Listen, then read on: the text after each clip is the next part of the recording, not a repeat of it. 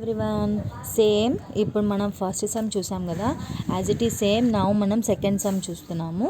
So ఈ second సమ్లో చూడండి, మనకి జాన్ 2001 2002 సేమ్ చెప్పాను కదా, date particulars LF debit credit ఇదైతే మన ప్రొఫార్మా. సో మనం ఏదైతే బుక్స్ రాస్తున్నామో ఆ బుక్స్ నేమ్ రాసుకుంటాము. ఆ తర్వాత ఎంట్రీస్. సో మనం first one business commenced with 15,000. So మనము పర్సన్ అనేది బిజినెస్ స్టార్ట్ చేస్తున్నారు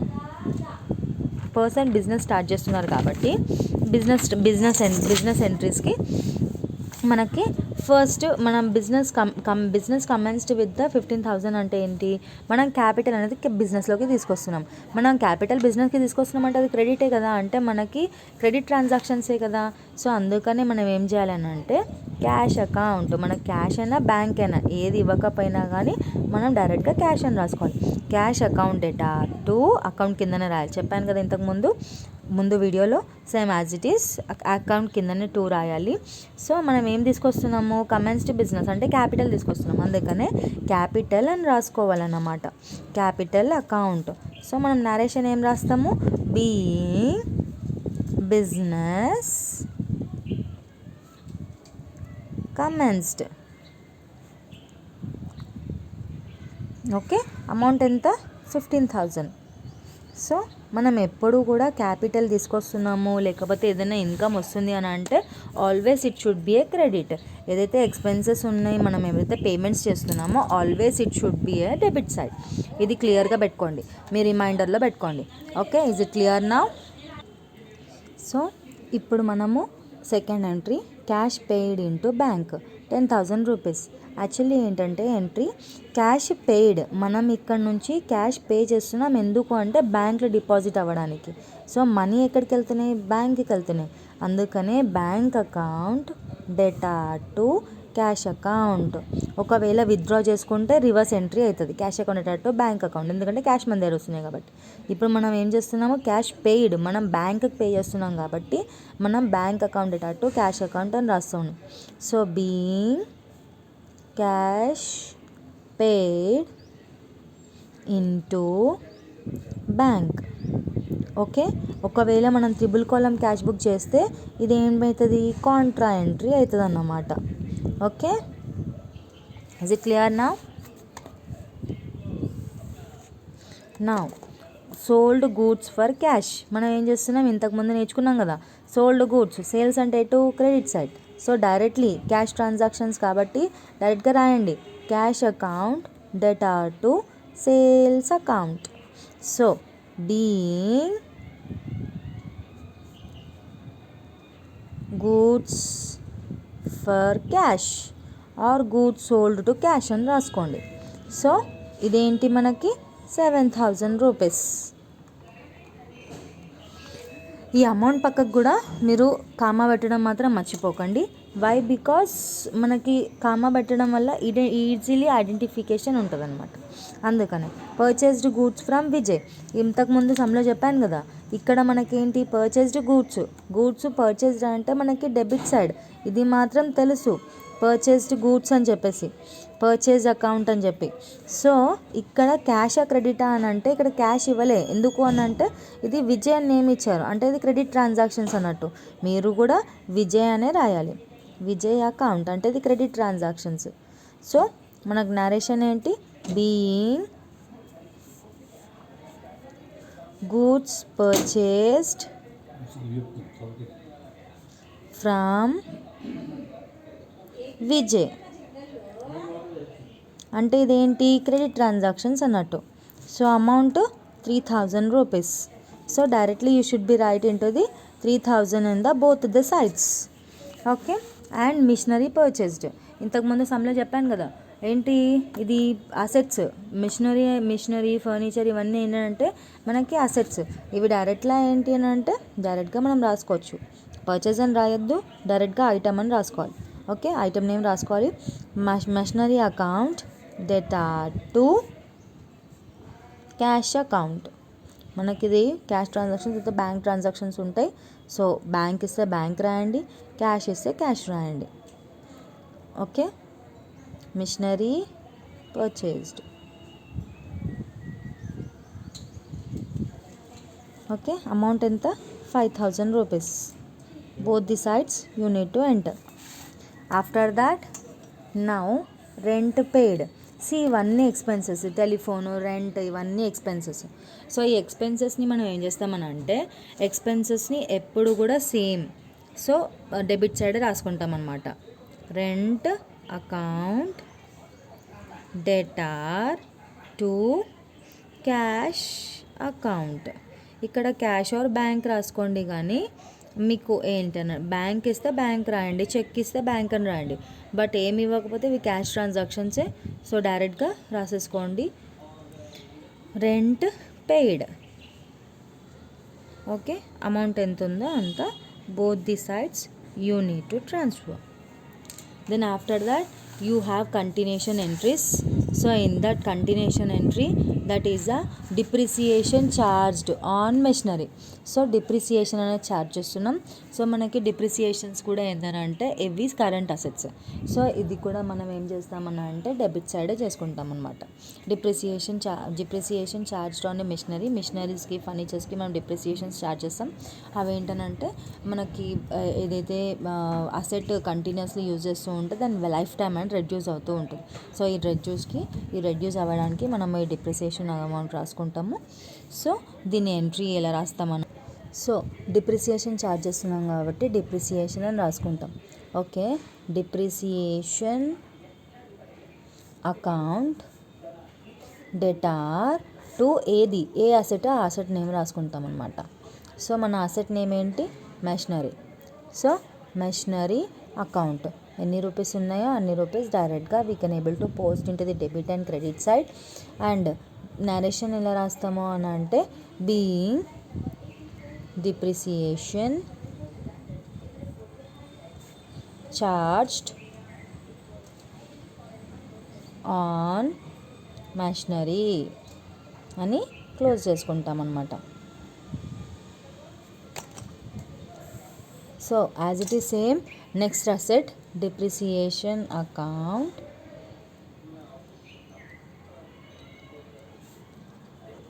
డెటార్. ఏ అసెట్? ఫర్నిచర్. సో అందుకనే ఫర్నిచర్ అని రాసుకుంటాం. ఏ అసెట్ ఉంటే ఆ అసెట్ నేమ్ రాసుకుంటాం. Furniture account being depreciation charged on furniture. So ఇక్కడికి ఎంట్రీ అయిపోయింది కాబట్టి ఇక్కడికి ఇది క్లోజ్ చేసుకుంటాం. సో అమౌంట్ అనేది బోత్ ది సైడ్స్ ట్రాన్స్ఫర్ చేస్తాం. Sorry, 500 rupees only. So I return 10 extra. So మనం ఇది ఇప్పుడు నేను సెకండ్ సమ్ తీసుకున్నాను. సెకండ్ సమ్ ఎంతవరకు ఉందో అంత మీకు కనుక చూపించడం జరిగింది. Please like and subscribe in my channel. And ఇదే వీడియోలో నేను థర్డ్ సమ్ కూడా చేస్తున్నాను. సో థర్డ్ సమ్ మనకి ఏమి ఇచ్చారంటే journal entries in the books of the mister Kiran from the following transactions అని ఇచ్చారు. సో ఇందాక మనం ఫస్ట్ అండ్ సెకండ్ సమ్ నేర్చుకున్నాం కదా, so first and second some నుంచి మనం థర్డ్ సమ్ చేసుకుందాము. Insurance paid by cheque. ఇంతకు ముందు చెప్పాను కదా ఎక్స్పెన్సెస్ అన్నీ కూడా మనం డెబిట్ సైడ్ రాస్తామని చెప్పేసి. So as it is same మనకి ఇన్సూరెన్స్ అనేది మనకి మనం పే చేస్తున్నాము. So insurance account debtor to, ఇక్కడ ఏం చేస్తున్నాం? క్యాష్ చెక్ నుంచి ఇస్తున్నాం. చెక్ ఇస్తున్నాము అని అంటే అది ఏంటంటే బ్యాంక్ అకౌంట్ అని రాసుకుంటాం. క్యాష్ అయితే క్యాష్ రాసుకుంటాం, క్యాష్ లేకపోతే డైరెక్ట్గా మనం బ్యాంక్ అని రాసుకుంటాం అనమాట. So being insurance paid. Okay, by cheque అని రాయండి, లేకపోతే వదిలేసేయండి. మనకి నరేషన్లో రాయడం ఏంది ఇంపార్టెంట్ కాదు, but what is the content we should be understand, అది మనకి ఇంపార్టెంట్ అనమాట. సో బీయింగ్ ఇన్సూరెన్స్ పెయిడ్ అని రాసేసండి. So next one expenses. మళ్ళీ టెలిఫోన్ రెంట్, అన్ని ఎక్స్పెన్సెస్ కూడా మనం డెబిట్ సైడ్ రాస్తాం. సో ఇది ఏంటంటే ఎక్స్పెన్సెస్ మనం పే చేస్తున్నాం, మన దగ్గర నుంచి క్యాష్ పోతుంది అనమాట. సో అందుకనే మనము telephone rent account debtor to, ఇక్కడ క్యాష్ అని డైరెక్ట్గా మెన్షన్ చేసాం కాబట్టి క్యాష్ అకౌంట్ అని రాస్తున్నాం అనమాట. సో ఎంత అమౌంట్ ఉందో అంత debit and credit side both the sides ఈక్వల్గా పోస్ట్ చేయాలి. వై? బికాస్ జర్నల్ ఎంట్రీ అంటేనే మనకు అది meaning debit amount and credit amount అనేది బోత్ ఆర్ ఈక్వల్లీ అని చూపిస్తాం అనమాట. Being telephone rent paid. Okay. And next one stationery purchased. Stationery కూడా మనకి ఏంటి, మనకి ఇది కూడా ఒక అసెట్ అనమాట. అంటే మనం ఎక్స్పెన్సెస్ అని చూపిస్తాం అనమాట. సో సారీ, అసెట్ అని చెప్పడం మర్చిపోయాను, అసెట్ అని చెప్పాను నేను. This is the expenses. So stationery account debtor to cash account. Okay. ఎన్ని రూపీస్ ఉంది అది? 1000 రూపీస్ ఉంది. అది డైరెక్ట్గా 1000 రూపీస్ డైరెక్ట్గా పోజ్ చేయండి. బీయింగ్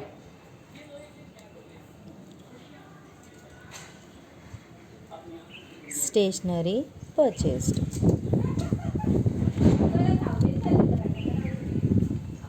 సో ఎంతవరకు ట్రాన్సాక్షన్స్ అయితే అటువంటి ట్రాన్సాక్షన్స్ రాసేసిన తర్వాత మనం ఈ ట్రాన్సాక్షన్స్ని క్లోజ్ చేయాలన్నమాట.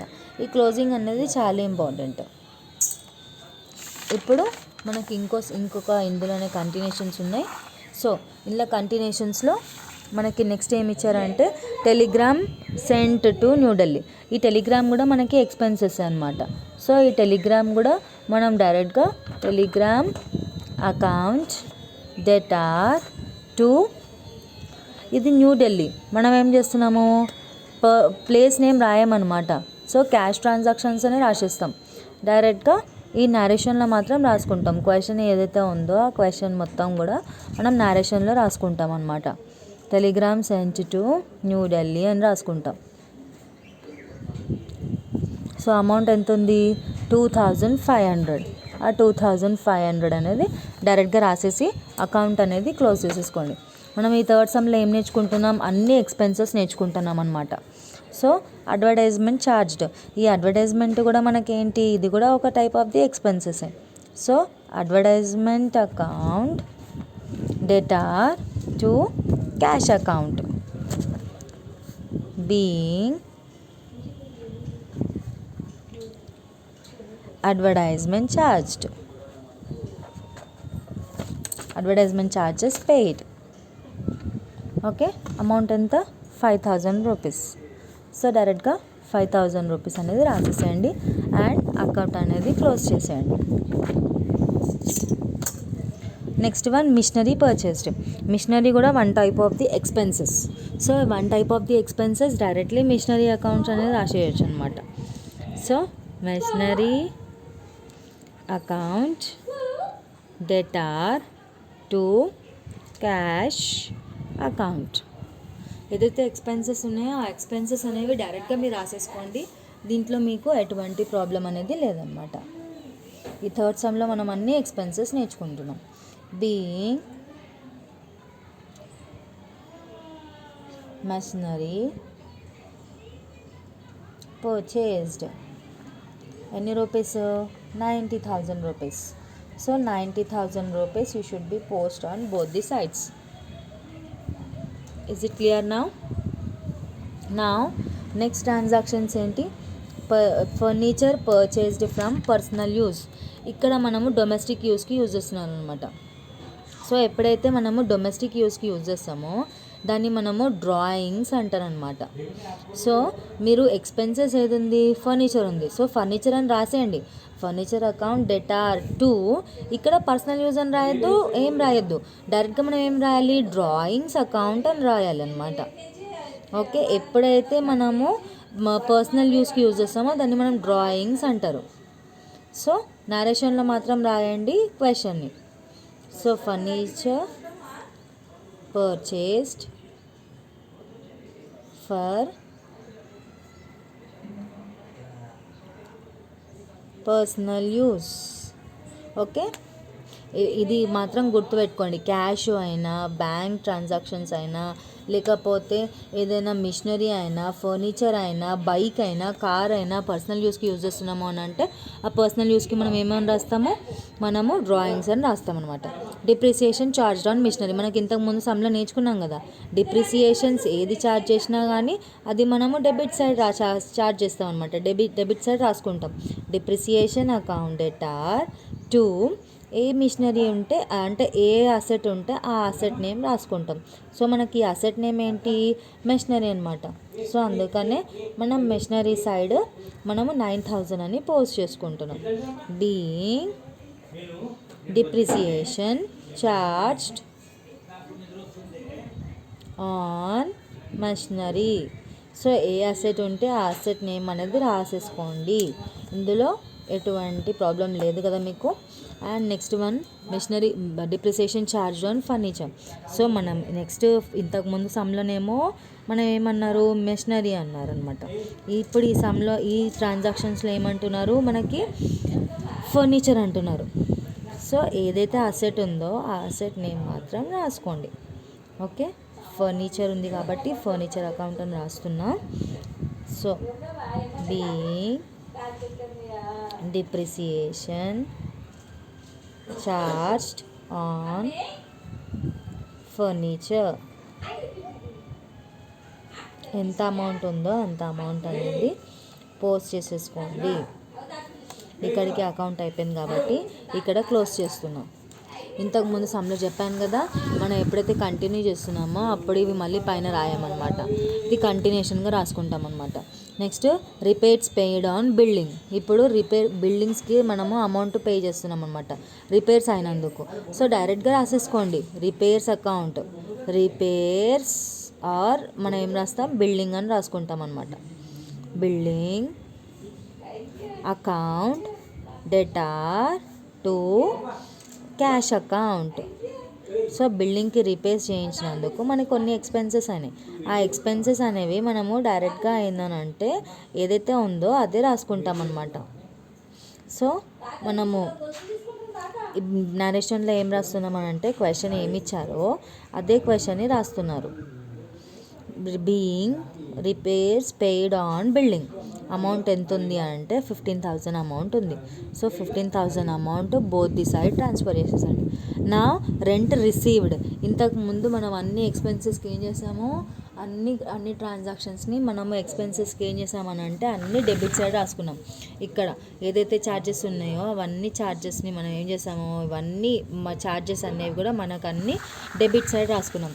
ఇప్పుడు ఇది రాసుకునేది మాత్రం రిసీవ్డ్, అంటే మనం ఇప్పుడు పే చేయట్లేమన్నమాట, మనం రిసీవ్ చేసుకుంటున్నాం, మనం తీసుకుంటున్నాం. So whenever we are taking we should be write in to the credit side. So cash account debtor to rent account. So we are received the amount. So నరేషన్లో ఏం చేయండి, బీయింగ్ రెంట్ రిసీవ్డ్ అని క్వశ్చన్ని రాసేసేయండి. So ఇక్కడికి మన transactions అనేవి close అయిపోతాయి అన్నమాట. Okay, so after that you need to close in your some. So ఇంతవరకు మనము second some and third sum, అంటే నేను బీటెక్ వాళ్ళ క్వశ్చన్స్ తీసుకున్నాను కాబట్టి వాళ్ళ దాంట్లో నుంచి సెకండ్ అండ్ థర్డ్ క్వశ్చన్ అనమాట ఇది. సో ఏదైతే ట్రాన్సాక్షన్స్ ఉన్నాయో ఆ ట్రాన్సాక్షన్స్ అన్నీ నేను క్వశ్చన్ రాశాను ముందు, అందులో నుంచి నేను మీకు సొల్యూషన్ చేసి చూపిస్తున్నాను. సో మీకు చాలా మటుకు బీటెక్ నుంచి వచ్చిన వాళ్ళకి అకౌంటింగ్ అనగానే టఫ్ అని అనుకుంటారు. సో ఈజీగా నేర్చుకోవడానికి నేను మీకు ఈ ఛానల్ చేస్తున్నాను. So please subscribe my channel and మీకు పక్కకే బెల్ ఐకాన్ కనిపిస్తుంది. Please tick on into the bell icon. When ever I'm posting the videos you can able to update into the first. Thank you so much for watching my channel.